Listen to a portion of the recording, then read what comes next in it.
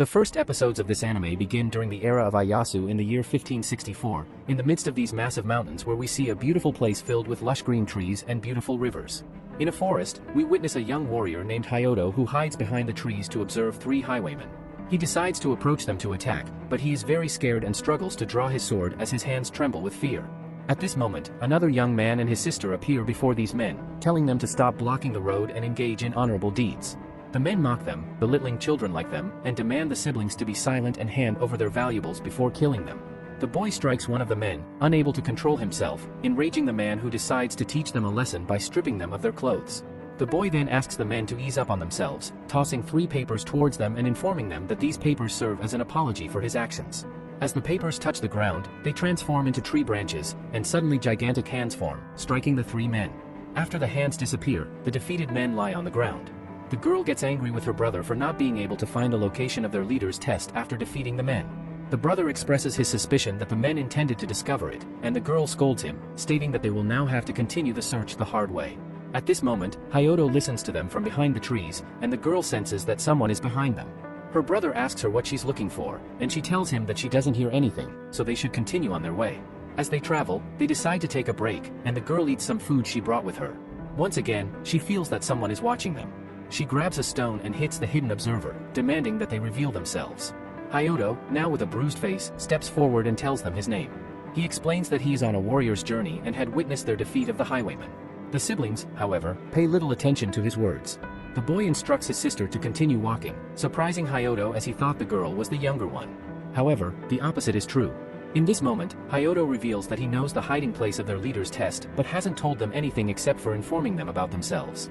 The boy stops and introduces himself as Jinka, a wise ascetic, and his sister as Tama, a fox spirit. They are siblings bound by a covenant.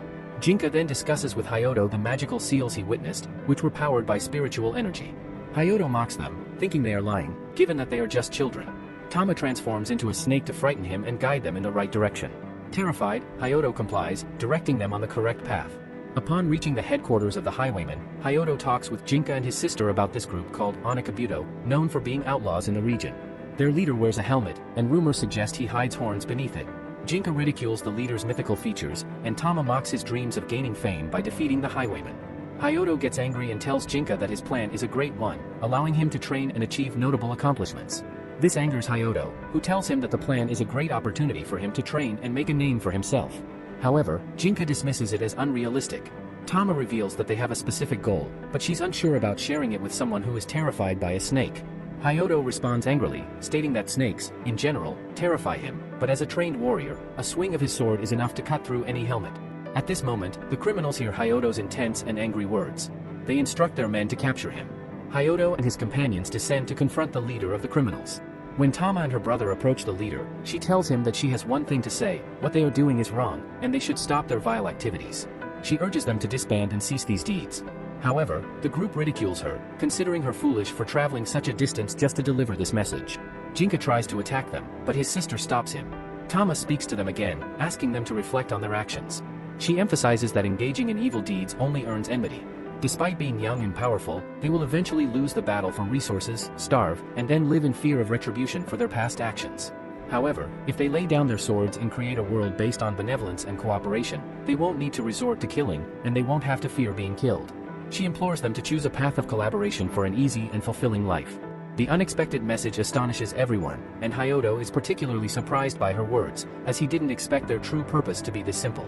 The criminals mock Tama once again, and one of them attempts to attack her. Jinka intervenes quickly to save her, delivering a blow and suggesting that his brother needs to control his temper and hatred toward humans. The leader then orders his men to attack them.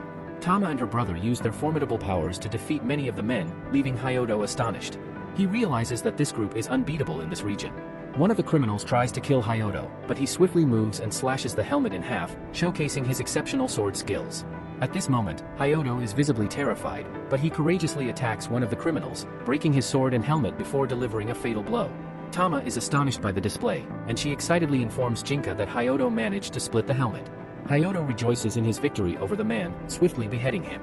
Eagerly, he rushes towards the leader to finish him off, but as he strikes, 2 gigantic hands emerge from the leader, catching the blade and throwing Hyodo away.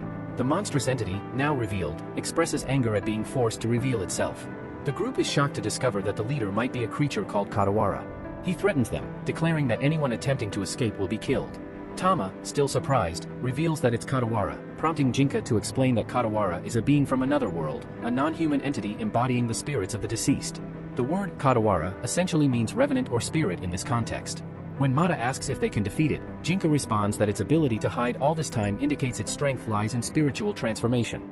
Tama reassures Jinka that it doesn't matter if Katawara is non-human or human, they will eliminate anyone engaged in nefarious deeds.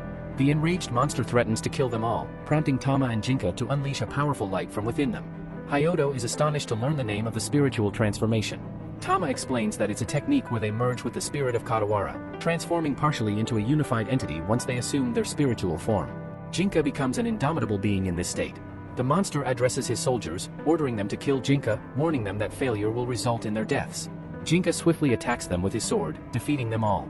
The monster then turns its attention to Jinka, expressing doubt about the usefulness of an army of humans. However, Tama interjects, stating that they will eradicate anyone insisting on committing heinous acts. Suddenly, the enraged monster attacks Jinka, striking him with its arms. Jinka counterattacks with the staff, but the monster catches it, boasting about having 2 arms. While the monster continues its assault, Jinka surprises everyone by swiftly attacking its head with the staff, ultimately killing it. Hayoto, astonished, asks why they go through all this trouble. Tama responds that they love humans, and it's their mission to rid the world of barbarism. She emphasizes the need to reform the world in the face of the current primitive era. Then the scene transitions to their journey back home. Jinka suggests trying to evade the pursuing entity, but Tama advises ignoring it completely.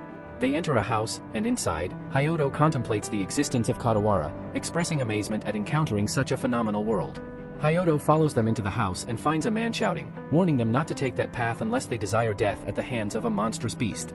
The man recounts the events in the forest, revealing a confrontation with the enormous monster named Shakugan. In the face of this massive creature, Siren, one of their companions, declares his intention to kill it and engages in battle. The monster, intimidated by Shakugan, kills Siren. Returning to the man, he draws a picture of the monster, calling it Shakugan. The man recognizes it and reveals that it's the Shakugansho, the monk who was sealed to the ground. He becomes agitated, stating that Siren, one of the Dongazio monks, has died, and no one else should interfere with their fight against demons. Hayoto speaks to Jinka, expressing concern that if they discover Yoko's identity, they might attempt to eliminate her. Jinka responds that they already know everything in advance. Tama explains that Dongazio is an organization of warrior monks who have honed their spiritual power to combat Katawara. They only target Sawari, a category of Katawara that poses a threat to humans. The man, furious, insists that non-Dongazio individuals should not interfere. Hayoto tells Jinka that he is different, but if they find out that it's Yoko, they might try to eliminate her. Jinka assures him that they are aware of everything beforehand.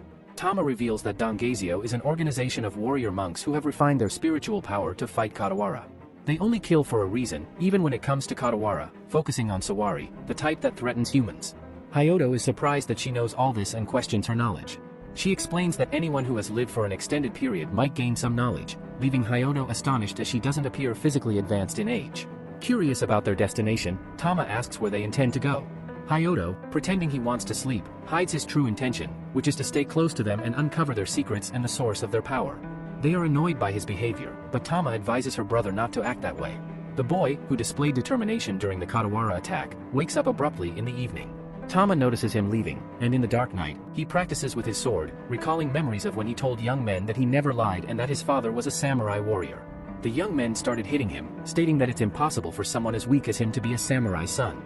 They beat him severely, bringing him back to reality as he continues training with the sword, contemplating his ability to defeat Katawara with it. In his thoughts, he questions whether he can kill Katawara in his current state. He considers the encounter with Dongazio or Yoko and Sindo unimportant. If he can learn from them, perhaps his sword will be able to eliminate monsters. Tama suddenly appears, telling him she bets he's thinking about all of that. She kicks him into the water, and her brother joins, laughing and teasing him. Hayoto emerges from the water, angry, and Jinka asks Tama what they should do now. She replies that there was probably no need to worry, surprising and bewildering Hayoto. Jinka informs him that due to his late-night departure, they thought he might be going to steal from someone, leading Hayoto to express his disapproval. Jinka tells him that even if he did, it would provide a perfect excuse for delivering fair punishment or, rather, bullying by the Dongazio on a human. Jinka's appearance then changes to a terrifying figure, and he warns them about the consequences of trespassing on human territory. This surprises Hayoto, and the siblings explain that due to his late-night departure, they thought he might be going to steal from someone, leading to their initial concern. Tama hits her brother, telling him to stop, and apologizes to Hyodo, explaining that it's his nature, and she pays no attention to it.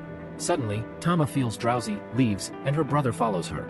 Hyodo is left astonished, questioning whether Yoko is truly Yuko and pondering whether it's better to learn from Dongazio. The scene shifts to Hyodo waking up and not finding anyone around. He rushes, thinking he might witness another Katawara fight. Suddenly, he discovers people gathered, prompting him to hide in the trees. Meanwhile, Dongazio argues with the wise Jinka, asking him to step aside, asserting that those who live in the human world should handle worldly matters. Jinka replies that he doesn't care about human affairs but warns that if they intend to harm Katawara, they should have a valid reason. Another man with them intervenes, telling the young wise one not to act foolishly, suggesting that considering humans evil based on killing could make them appear evil in human eyes. Jinka responds by saying that if they thirst for blood, why not kill each other until they all disappear? At that moment, Tama strikes her brother, commanding him to stop, and then asks why this Katawara named Shikugan harms humans. The large man replies that the main temple asked them not to speak about it, and in that moment, Hyodo comments that the young wise one seems to hate humans, even though his sister loves them and wants to make the world a better place. Suddenly, the monster they were searching for appears behind him, causing him great fear. The monster's eye suddenly appears, and it looks at him. One of the fighters comes forward to rescue the boy from this predicament, hitting him and throwing him away to prevent any harm. Tama asks him what he's doing here, and he apologizes, but her brother gives him a hostile look, highly annoyed. The two fighters then use a magical spell to restrain the monster, but it easily breaks free. The wise Jinka knew this and anticipated it. At that moment, Tama instructs her brother to help them, and he starts attacking the monster with consecutive strikes. The two individuals warn him that the monster is extremely powerful, but Jinka continues his relentless assault with his staff. He then activates his previously prepared magical cards, this time with much greater force. The cards strike the monster, summoning stone hands that restrain it. Tama informs the young boy that he has become involved in their world, the world of darkness. He is astonished by the strength of his sister's brother and the revelation of this dark world. Suddenly, he stands up, excited, and declares that he has found it, the place where he will become stronger. This is the way that will make him powerful enough to defeat anyone. Returning to the wise Jinka, he initiates the final attack on the restrained monster. However, the monster suddenly senses something and seems to want to tell him something. What this something is will be revealed in the next episode, so stay tuned. How was the video? We hope it was good. If so, please check these videos. Also, please comment down your thoughts and your suggestions for future videos. If you haven't already, please consider subscribing now to show the support to our channel. We hope to see you soon with another video right in this channel. Have a nice day.